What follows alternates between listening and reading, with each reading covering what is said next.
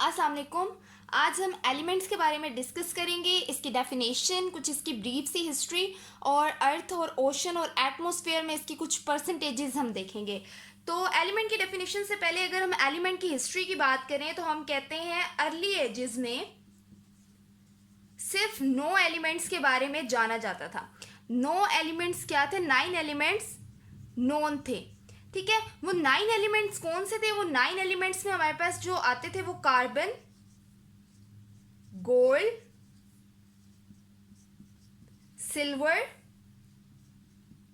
Tin, mercury, lead, copper, iron and sulphur. ये 9 elements के बारे में जो है अर्ली एजेस में जाना जाता था। सिर्फ ये 9 एलिमेंट्स के बारे में हमें पता था। फिर क्या हुआ कि इस टाइम पे कंसीडर ये किया जाता था कि ये जो एलिमेंट्स हैं, ठीक है, एलिमेंट्स ऐसे सब्सटेंसेस हैं कि इनको जो है कोई भी ऑर्डिनरी केमिकल मेथड के जरिए इनको सिंपलर यूनिट्स में क्या है, ब्रेक नहीं किया जा सकता। सिंपलर यूनिट्स में वो कहते थे कि कोई भी ऑर्डिनरी केमिकल मेथड लगा के इनको सिंपलर यूनिट्स में जो है ब्रेक नहीं किया जा सकता। ठीक है, उसके बाद क्या हुआ 19th सेंचुरी तक, ठीक है, पहले तो अर्ली एजेस में हमारे पास ये बात थी। फिर क्या हुआ कि 19th सेंचुरी के एंड तक, 19वीं सदी के जो आखिरी तक जो दौर चल रहा था, तब तक आके हमारे पास जितने एलिमेंट डिस्कवर हुए वो 63 एलिमेंट्स थे। तब तक भी क्या है, सिर्फ 63 एलिमेंट डिस्कवर हुए थे। ये सिलसिला चलता रहा और अब हम नाउ रीसेंट बात करें, रीसेंट अब की बात करें तो आज हमारे पास 118 एलिमेंट्स के बारे में हम जानते हैं। पीरियोडिक टेबल जो हमारे पास है उसमें 118 एलिमेंट्स हैं और इन 118 एलिमेंट्स में से जो 92 एलिमेंट्स हैं, आउट ऑफ 118 जो 92 एलिमेंट्स हैं वो नेचुरली ऑकरिंग है, वो नेचुरली ऑकरिंग है। ठीक है, अब ये सारी बातें हो गई इसकी हिस्ट्री की कि अर्ली एजेस में कौन से एलिमेंट डिस्कवर थे और उस वक्त क्या ख्याल किया जाता था कि इनको सिंपलर यूनिट में कन्वर्ट नहीं किया जा सकता।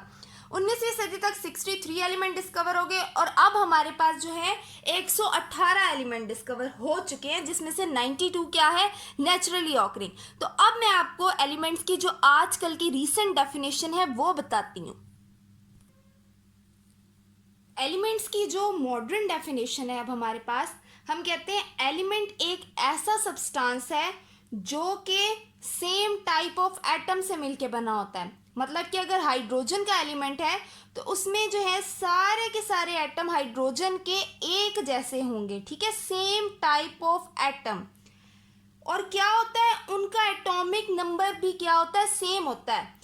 अब ये जो है एटॉमिक नंबर क्या होता है, ये बात आपके लिए न्यू है। एटॉमिक नंबर क्या होता है, एक एटम के न्यूक्लियस के अंदर जितने नंबर ऑफ प्रोटॉन होते हैं, जितने नंबर ऑफ प्रोटॉन होते हैं वो उसका एटॉमिक नंबर कहलाता है। तो एलिमेंट्स का जो होता है वो एटॉमिक नंबर भी सेम होता है, क्योंकि वो सेम टाइप ऑफ एटम से मिलके बने होते हैं तो एटॉमिक नंबर भी सेम होता है।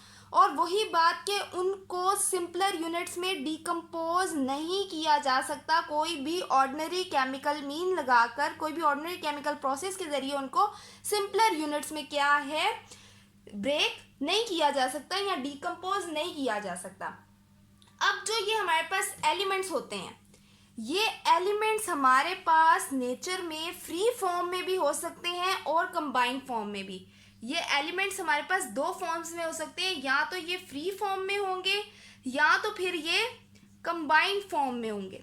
2 तरीकों से ये हो सकते हैं। ठीक है, अब जो है एलिमेंट्स, अब जो एलिमेंट्स की हमने डेफिनेशन की बात की, अब उसमें हमने हर चीज़ देखी, तो इसका मतलब है जो एलिमेंट्स होते हैं, हर एलिमेंट जो है उसकी स्पेसिफिक प्रॉपर्टीज होंगी, क्योंकि वो एक यूनिक टाइप ऑफ एटम से मिलके बना होता है तो उनकी प्रॉपर्टीज भी स्पेसिफिक होती हैं।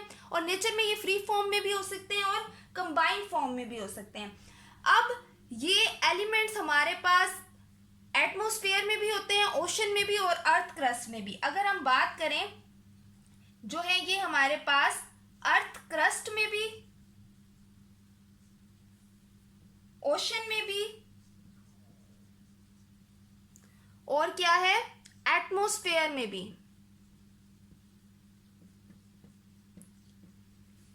अर्थ क्रस्ट, ओशन और एटमॉस्फेयर में जो फर्स्ट 3 एलिमेंट्स पाए जाते हैं, जिनकी वैसे तो बहुत सारे एलिमेंट्स पाए जाते हैं, लेकिन जो फर्स्ट 3 टॉप पे एलिमेंट्स पाए जाते हैं, अगर हम उनकी परसेंटेजेस को डिस्कस करें कि उनकी परसेंटेजेस क्या हैं, अगर हम अर्थ क्रस्ट को देखें तो अर्थ क्रस्ट में जो नंबर 1 पे टॉप पे जो एलिमेंट पाया जाता है वो ऑक्सीजन है। दूसरे नंबर पे जो पाया जाता है वो सिलिकॉन है,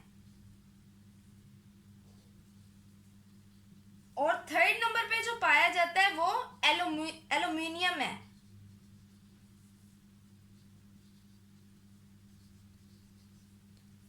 अगर ओशंस की बात करें, ओशन में जो नंबर 1 पे पाई जाती है वो भी क्या है, ऑक्सीजन ही ओशंस में टॉप पे है। ऑक्सीजन के बाद दूसरे नंबर पे हाइड्रोजन है,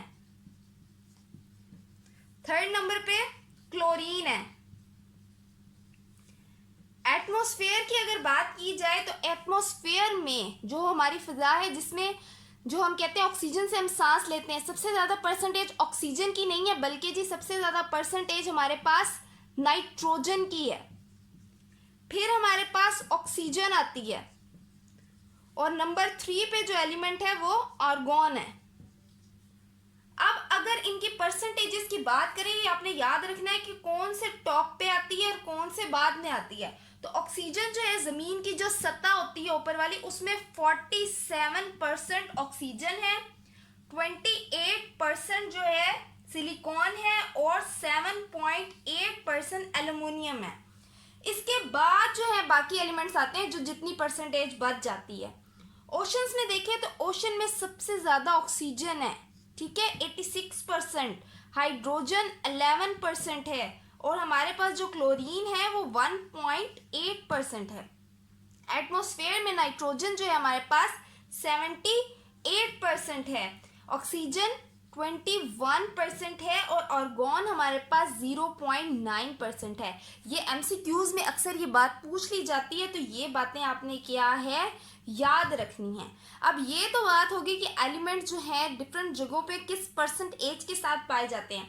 अब एलिमेंट्स की अगर स्टेट की बात करें कि एलिमेंट जो है हमारे पास किन फॉर्म्स में हो सकते हैं, ठीक है, एलिमेंट हमारे पास जो है 3 हालतों में हो सकते हैं। या तो वो सॉलिड भी हो सकते हैं, लिक्विड भी हो सकते हैं, और गैस की फॉर्म में भी हो सकते हैं, ठीक है, 3 हालतों में हो सकते हैं। अब जो मेजॉरिटी ऑफ द एलिमेंट्स है ना, 118 वाले एलिमेंट्स की बात करें जो पीरियोडिक टेबल में है, उनमें जो सॉलिड है, मेजॉरिटी जो तादाद है वो सॉलिड फॉर्म में है, ठीक है, मेजॉरिटी सॉलिड फॉर्म में है, और वेरी फ्यू, बहुत कम जो है वो लिक्विड फॉर्म में है। और अगर हम गैस की बात करें तो कुछ एलिमेंट्स हैं जो कि गैस की फॉर्म में भी होते हैं। अब अगर मैं सॉलिड वाले एलिमेंट्स की आपको एग्जांपल दूं तो इसमें आपके पास सोडियम भी आता है, ठीक है, जिंक, कॉपर, ईटीसी, बहुत सारे एलिमेंट्स आ जाते हैं।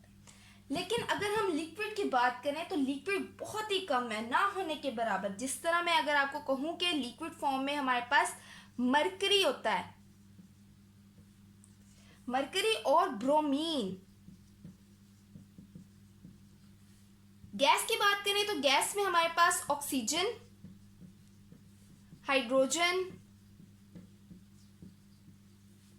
नाइट्रोजन,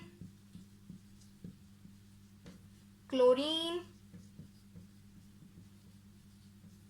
इसके अलावा हाइड्रोजन भी हो गया, और क्या चीज़ है इसमें, ये कुछ हैं जो हमारे पास गैस फॉर्म में भी होते हैं। अब ये तो इनके स्टेट की बात होगी। अब अगर हम एलिमेंट्स की प्रॉपर्टीज की बात करें, खसूसियात की बात करें, ठीक है, अगर उनकी प्रॉपर्टीज को देखें तो प्रॉपर्टीज की बेस पे एलिमेंट्स की तीन कैटेगरीज हो सकती हैं, ठीक है, तीन कैटेगरीज हो सकती हैं, या तो एलिमेंट्स मेटल की फॉर्म में होंगे या नॉन मेटल की फॉर्म में या फिर मेटलाइड्स।